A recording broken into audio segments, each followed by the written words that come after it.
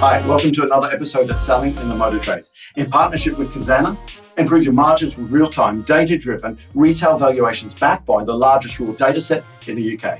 They're an evidence-based guide valuations for main dealers, car supermarkets, and independents, along with Symco training, where we talk about training in the real world, what's happening in the market today, not 10, 15 years ago. Together, we're going to share tips and ideas on how to sell more cars, improve your service and parts operation, and generally put more profit into your department, dealership, or dealer group. Now, I'm your host, Simon Bowkett, or some of you might already know me as Skippy. Firstly, I just want to say thank you for the people who dialed in right from the beginning of this, because we're past 250 episodes now and interviewed so many great leaders in the motor trade. Thank you for taking the time. For people who are new to this, please, I ask you to subscribe. You can't believe what it does to the algorithm and gets this podcast out to as many people in motor trade as we can.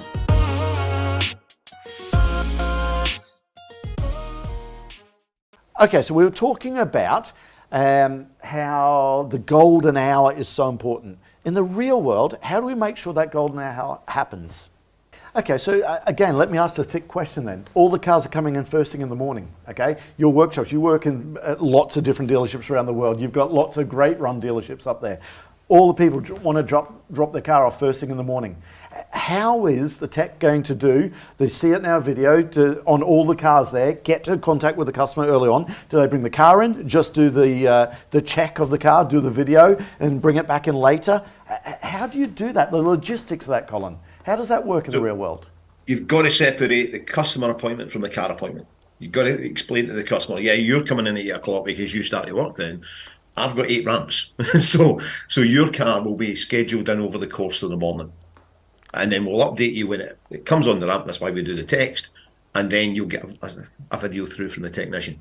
So the signposting statement we use is we confirm the payment method. So I don't have a script for it. We have a kind of list of checkpoints. So what's the payment method? Is it the service plan?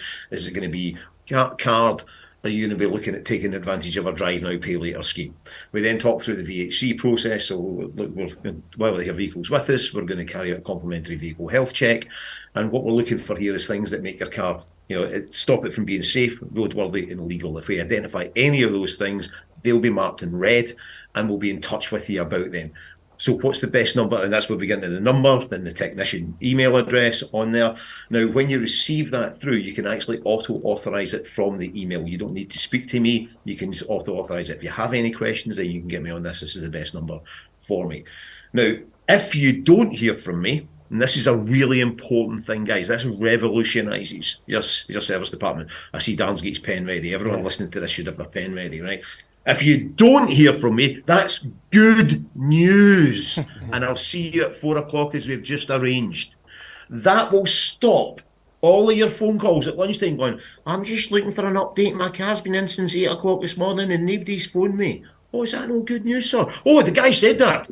Phoned in. Right? So if you look at the number of calls that come into a service department, see if a customer's phoning in today's marketplace, a customer's phoning looking for an update, we have failed that customer. Absolutely failed them.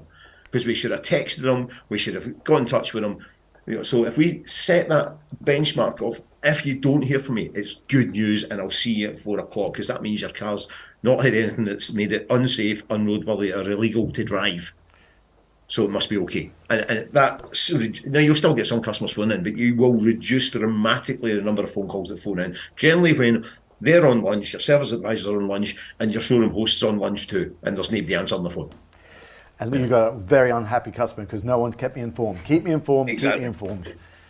Isn't that always the way? Hey, listen, I'm interested to hear you're setting the agenda. Everyone sets the agenda slightly different. Run through how you talk about the colours, and I love to hear this because other people listen to podcasts say, oh, we do it this way, do it that way. I love that, Colin. What do you got there, Darren? I don't think it's that dissimilar. I'll spare the other detail that you need to be, but the lasting image I would always leave when when the customer's leaving is I want them to go away knowing what we use as the method to communicate that to the customer. So mine's pretty straightforward and simple, which is, while your vehicle's in with us today, we'll be conducting a complimentary vehicle health check. Hey, listen, most of the items should be green. They'll be good to go. If there's any amber items, what we're trying to do is just give you a little bit of an advance warning that they may need looking at before the next service. But listen, if there's any red, I'll be straight on the phone because we need to get those sorted out today. Is that okay, Mr. Bowkett? Yeah, okay. So it's very much the same sort of thing, but I can't stress how important it is to do it in the morning for a few reasons. Okay, the first reason is the colours drop into the back of our mind. Okay, I'm not saying the customer gets back to their place of work and going, I know how their system works, but we can, of course, when we make the vehicle health check, which will be the next one, we just turn that on its head and we say, great news. Most of the items were green. There's an amber item, it's a tyre. I'll talk to you about it when you come down later, it's not urgent. But there is a red tyre on the front. Now, Andy, our technicians, can get that done for you. It won't affect the 4 o'clock time that comes back to you. And it's going to be £140, euros, whatever you deal with. Can I go ahead and get Andy to do that for you while it's on the ramps now? And it's a straightforward kind of, there's how it works. And then there's the explanation off the back of it and the need to do it. It's so frequent that the drop-off becomes, we do a complimentary vehicle health check, or we do a health check, or possibly even sometimes we don't even mention it at all. And the danger there, of course, is the next phone call is, hi, it's Darren. Andy, our technician's had a look at your car and he's discovered all this work that he's doing. So it looks very underhanded. And, you know, if we're honest, some of the stuff can be, not because we are, but it can be underhanded. Years ago, if I had an oil leak, I knew I had an oil leak because I had a nice puddle on my drive. Okay, with the drip trays these days, I could be driving for quite a while without even knowing that I've got an oil leak. So the first I hear is from the guy on the phone or the lady on the phone telling me. The other point that I would make as far as that's concerned as well, when you're reporting that stuff, bear in mind what the customer brought it in for. They might have brought it in for a service and a rattle, and you're back in touch with them with a vehicle health check, which you're not going to be able to tell them the service is complete or the rattle's been sorted if your system's running robustly. But just let them know. Hey, listen, Andy, our technician's already on with the service. He's also going to get to the bottom of the rattle. I'm confident of that. But while he was there, what he discovered, and then we lead into the vehicle I love the word check. discovered, not found there. Sorry, Colin, I cut you off there. No, I was agreeing with Darren. It's such an important thing, and one of the things I encourage with our technicians is if it's in for diagnostic, we don't do a VHC on the vehicle until we've actually figured out what the customer's paid the diagnostic fee for, and he's went through the diagnostic process. The worst thing, if you're grudging, and some of our sites are 180 quid for the diagnostic fee, the Jaguar Land Rover sites. So you paid 180 quid, and all of a sudden you get a health check in, going, your tyres are this, and your brake fluid's this, and you're going, well, that's not what I put it in for. So it's very much about bearing in mind, what does the customer put it in for? Let's satisfy that, and then we'll health check it once we've proven that we're actually talented and good at our job on there. So a lot of people get that confused, and it totally throws the customer, and they go mental. And particularly, as Dan was talking when we were opening up about the customers who've maybe bought their vehicle from a used supermarket. And that's their first experience of a manufacturer site, and then they just get they get the VHC. And what it's so critical that you go through the explanation of the VHC and how it works, because some people, they receive the VHC email and they go, Jesus, it's 1,900 quid for all this work, but there's £1,200 of it's amber work that we can put a timer on, and that's. It's only X amount that's the red work that needs attention today. But if we've not explained that, they add it all up and go, put it into that manufacturer place, bloody hell, they wanted this. And we just look, ridiculous. And so it's about tailoring it to what's that customer put it in for. And also thinking, Tyres is a great example where we go, let's price up the Pirelli P0s because that's what the manufacturer recommends. But the guy's sitting with, land sale on there.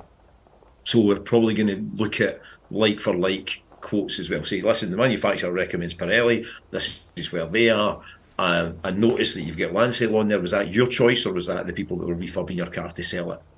Yeah, I guess say Tyres is for me, it's just a big one, Colin. It's for me, it's the first point of defection I get where people leave a franchise dealership and they go to the independents. And the way it's dealt with is so often just so poorly. And I love to build in some sort of comparison. When a service advisor says your tyre needs to be done, it's 180 quid or 180 euros wherever they are in the world, customers say, I'll get back to you. Of course, they want to go straight to Quick Fit and find out what's it going to be there? Of course, QuickFit's got some sort of Chung Lung ditch finder, some unknown brand as the cheapest brand. We're at 180 and they're selling it for 90. And of course they think, the main stealers again, main dealers, they're ripping us off. I just love to build in comparison and little things like, hey, Mr. Customer, our technician David, I love to use our technician's name, David the technician, David the expert. When he's inspecting the car, he inspected the front two tyres. Now, a tyre's got 8 millimetres when it's brand new. You want it all the way down that you've only got 1.4 millimetres until that's illegal. Now, put that in perspective, that's equivalent to the thickness of the credit card. I tell you that because you're doubling your braking distance on a wet road. Actually, on a dry road at 120 kilometres an hour or 70 miles an hour, you actually got 5 double-decker buses extra stopping distance. But then, of course, I've taken the liberty of getting a quote for you from QuickFit. For the same tyre that Audi recommend, the Continental Sport, the Pirelli, fitted, balanced, disposing of your old tyre, they're a €180 tyre. Now, we're £5 a tyre dearer, but the good news is David could do that as part of the service today. And it's not going to affect your pickup time at 4:30 this afternoon. I love to nip in the bud their need to shop around. Now, of course, when customers say, well, I'll get back to you. Hey, Colin, did you need to get back to me about the price of that tyre?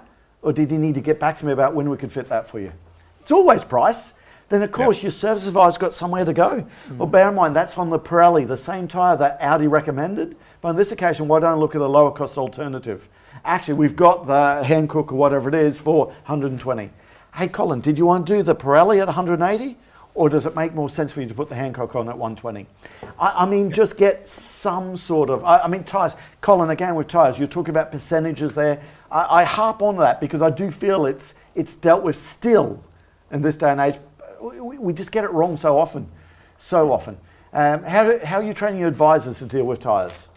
So percentage worn is always the way we communicate on there. So it's 80% worn, it's 86% worn. So the customer realises, because you say, well, the legal limit's 1.6 and it's at 3 mil. I've got plenty left. Well, actually, you've got 1.4, which is the thickness of a credit card. We have a special tyre card. Yeah, show us that first. Again, people listening to this, we know most people listen to this on the podcast, but Colin's holding up a video there, a tyre card. Hold that up if you can there.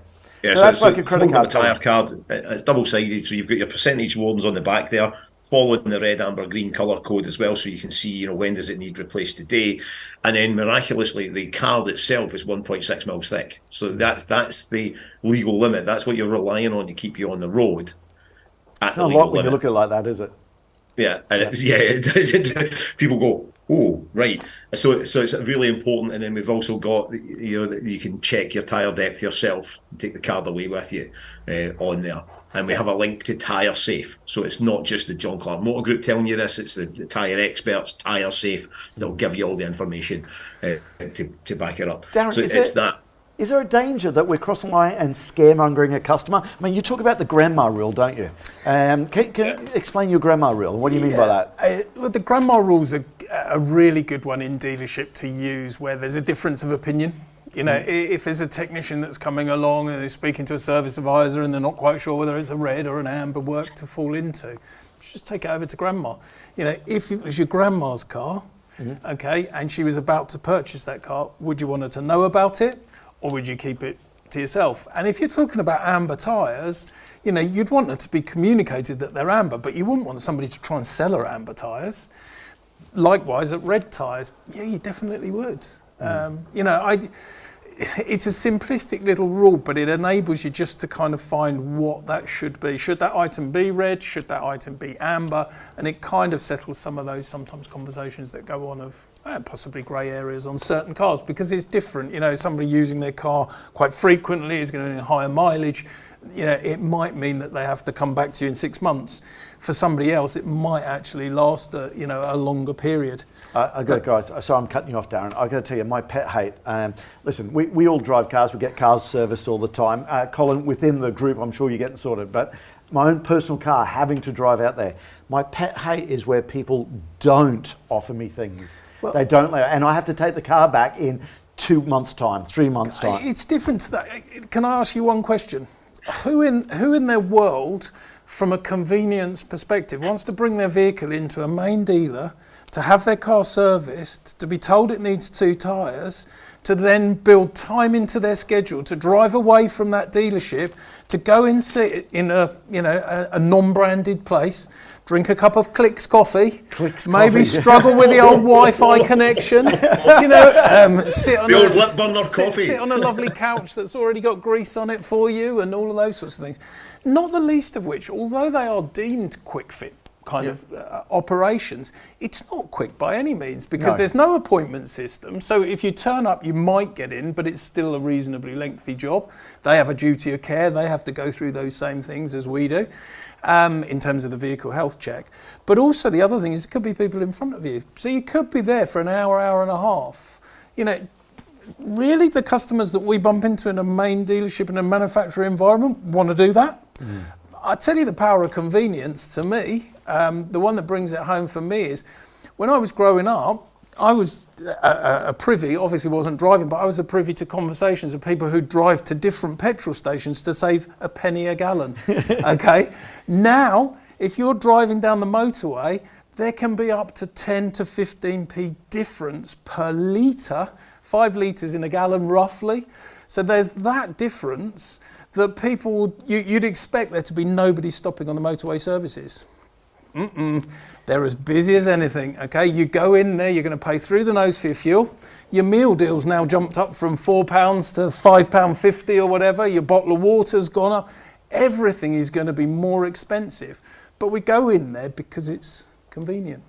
Yet we offer this one-stop shop of convenience, and we quite frequently forget to mention what we're doing, how we can do it, how we can sort it out. And I know Colin touched there on giving prices on the tyres of other people's offerings, which is really important, because actually if you sit there and you know the price of somebody else's offering, and you know it's £10 a tyre more, most of your people are going to go, for £10, do it. But it's fear that I'm going to pay through the nose, I'm going to pay ridiculously more, that stops people going ahead. But then you also end up in the situation that, having said no to you, I'm not going to swallow my pride necessarily and come back and go, well, actually, you were one of the cheapest and I want the main dealer to do it. You end up going to the quick fit, convincing yourself that, I've made the right decision here. I didn't waste an extra X amount with the dealer. Great friend of the show, Andy Williams, Colin. It always says, let the customer make an educated decision as opposed to an ignorant risk. And I suppose that's what it is, just let them decide. And too often I still hear service advisors making the decision for the customer. But Colin, this is to you then, sir. Can we not force a customer to the independence? If we're offering, you said before, you send through the vehicle health check to a customer, it's pre-priced, they can hit the button accept it, but there's 1,900 to work. They're not realising that half of it or more is amber. Is there not a danger that if we over-upsell, we're going to force people to the independence? Simon, you're using one of my banned words there. I don't use that horrible word. I know that, sir. You've just baited me. So if you don't know, I never use that terrible word that Simon's just used there, beginning with the letter U. Because for me, you're pushing stuff to people that they don't want. With the vehicle health check, what we're doing is we're using our expertise to make sure that the car's roadworthy, safe and legal. That's the 3 checkpoints.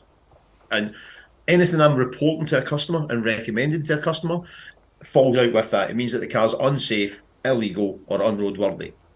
And I'll give you an example of unroadworthy where it's legal. So this was quite a few years ago. You've talked about having your own personal car. So I drove in my own personal car down. I was working with an independent training company, and I'd been hired by a dealership, and I'd booked my car in there for a service while I was there, right? Convenience. Yep. So I drive down. Now I'm driving down from Glasgow to Carlisle, and it's snowing, right? So I get down there, and I know that my tyres are probably, going to need replaced. So it's in for a service, and then I'm expecting the service department to talk to me about, tyres at some point. There's no conversation. So 3 o'clock, because I've been training all day, I went up to the service desk and said, listen, has my car been done yet? I said, yeah. I said, how'd the tyres go on? Oh, the tyres are fine, yeah, perfectly legal. I says, okay, so what tread depth do they have then if they're perfectly legal? He says, well, wait a minute. through. He says, oh yeah, they've got 2 mil. I says, all right. I said, Wow. see that white stuff falling from the sky? Do you know what that's called? He says, oh, it's snow. I says, all right, what's the minimum tread depth required for a tyre to grip in snow? Because I've got 80 miles to drive home. He says, well, I don't know. I said, well, let's go on the Tyre Safe website and find out, Because the answer's 3 mil. Yeah. Right? So my car's unroadworthy. But the problem is, it's after 3 o'clock, you can't get my tyres. No. So I've got to book them in. So I phone the dealership I'm at the next day working, and they get 300 quid's worth of tyres off me. Make sure you get the tyres there. The other thing, again, people to listen to this, something I'm loving at the moment, if a tyre's got 2 millimetres on it, okay, we know it's got 0.4 of a millimetre till it's legal, or it's 96% worn out. We know at 3 millimetres, okay, it's 1.4 millimetres, or it's 78% worn, okay. Now, I've always found at 2 millimetres, saying something's 96% worn out or 94% worn, that's nice and simple and easy. And I could get the sale. At 3 mils, I always found it harder. A man called Tony Sexton said, hey, but Simon, you know it's only 1.4 millimetres until that's illegal? Now, 1.4 millimetres is the thickness of the credit card. Now, I know you've got the John Clark group there, but service advisors, listen to this. Get the credit card out of your purse or your wallet. The card itself is 1 mil. The bumps on it is 0.4 of a mil. So when you look at it, it helps put a mind picture into the customer's head, okay? It's like 0.4 of a millimetre till it's illegal at 2 mils. That's equivalent to the bumps on a credit card, or it's 1.4 millimetres, it's the thickness of a credit card.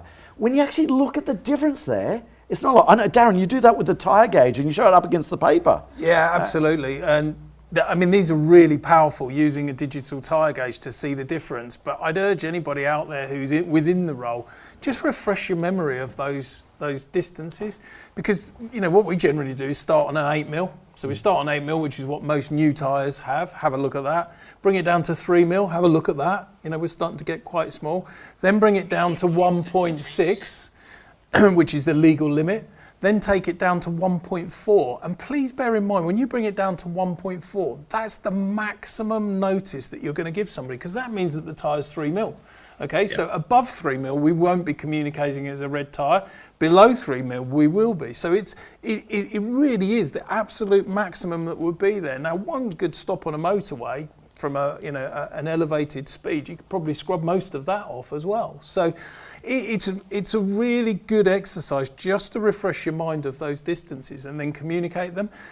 I often talk about that and people go, you know what, I wasn't aware of that. And I said, here's your problem though. You can't communicate the same way with a customer because most of the stuff that you're going to do is going to be on the phone. So you've got to find an easy method, and that's where the credit card was born, really, because we can all pictorially think straight away of the thickness of a credit card. Yeah. There's another one that this one always blows my mind a little bit, which is if you think of your dealership and you think of all of the amber tyres across a whole year that you've advised customers would need doing. So we didn't have any chance of doing it ourselves, but we've got this pool of amber stuff that's been identified that by definition should be done at some point during this year. Then you try and think to yourself, how many times have you taken a phone call from a customer that's booked in just to get tyres done? No other repair, but phoned you up and said, oh, do you know what? 3 months ago I was in here, you told me my 2 front tyres would need doing. That would be once and never. Most places it will fit on one hand. We had 2 emails yesterday. Strangely enough, right, unbelievable, because I knew I was coming on this today, and so I've been keeping an eye on the after sales emails coming in, and there was 2 yesterday. So one for Mini and one for a Jaguar Land Rover site, and I was like, wow. That's somebody who's communicated it really well. Yeah. Oh, to the customer. And Colin, can we just put that into context? Across how many sites? How many thousands of vehicles? 43 sites, you know. And one of those sites has got 40 retail ramps in it, so they didn't get any. But it's in context. It's going to be the only 2 that I have seen. But that service advisor has done a great job. Yeah. That has been communicated very, very well, hasn't it? Yeah. And why are we jumping about tyres and going on about that? Because for me, out of the tyre safety, the road safety triangle, they're the most important component on your vehicle, the only thing holding you on the road. And the thing I use is you've got 4 bits of A5 bits of paper holding you on the road, because that's your contact point of your tyre. I'd love everyone, absolutely everyone, to go on one of these Continental Days or Pirelli or one of these where they put you on the skid pan and they see the stopping distance. In fact, get every service advisor to go and watch the Continental videos where the stopping distances and the difference it makes with proper tyres or the cheaper tyres. And the grandma rule, if your grandmother was buying that car, would you want to buy a car with that cheaper tyre on it? That's a brilliant video, the one with the Golf, and that's the one. They have the Continental tyre, and then they have the Continental copy, and you see the difference in those black boxes flying everywhere. Whenever you show a service advisor that video, that grammar rule kicks in. They go, wow, yeah. Definitely. The other use for the grammar rule, well, I've got the mic, is quite frequently a technician says to themselves, would I replace it? Now, would you replace it as a technician, understanding a vehicle the way you understand with your skills, your tools and your ability? Colin, I'm going to cut you off there. That's like a builder. Does a builder ever finish his house? Does a painter ever decorate his house? You ask a technician, would they do it? Yeah. So does he finish his granny's house? Of course he does, right? Does he finish his grandma's bathroom? Of course he does. Yes. So the grammar rule is that great rule for technicians to say, forget whether you would replace it. Would you replace it if it was your grandmother's car? Okay, so I've got to tell you this war story. I've got to tell you this. There's a great group that we work with. Around the Manchester region, they've got a lot of Toyota, Lexus dealers. People probably know who we're talking about. I was in there one day. Darren was doing service advisor training. And one of the service advisors had left his car in the car parking area, customer's parking area. In this Mazda Lexus dealership. That's where they're doing the training. I said, give me your keys and I'll go and move the car just so we don't disturb the course. So I just ran into the technician there. The service advisor there is a great guy. You know who I'm talking about. Yeah. So I got the service advisor. I said, took his car in and put it on the ramp. So I said to the technicians, can you do me a vehicle health check on this so we can use this later?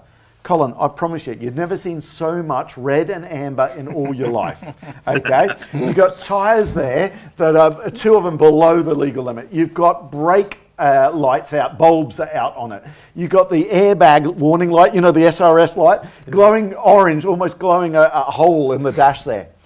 But guys, let me tell you, I noticed 2 child seats in the back of the car, young child seats. We then had a look at the league table. This group, they actually measure everything. What you measure tends to improve. And I promise you, this particular service advisor was right down, probably one of the lowest on any sort of, I'm going to use this word again, Colin, upsell, okay? But he's probably the lowest in the group there. That coming a mile off. But I think about that. If he wouldn't do that to his own car, when his children sit in the car, how can he sit there and convince a customer that I really believe you need to get these tyres done? They've got to believe it, don't they? But listen, we're going on here, so let's talk about this next week, and we're going to ask the listeners there, what do you want to talk about in the service department, in the after sales department? Is there anything specific you'd like to know, have ideas on how to do that? So get in contact with Colin McAllister at John Clark Motor Group, Darren Bedford at Symco Training, and we'll see you next time. That just leaves me to say that all details of this episode and other episodes on the selling in the motor trade can be found on our website, symcotraining.co.uk. Go there to get a copy of our book, Words That Sell Cars. Go there to sign up to a free trial of our Sales Fitness online sales training program. Easiest way to get hold of me is Simon Bowkett through LinkedIn.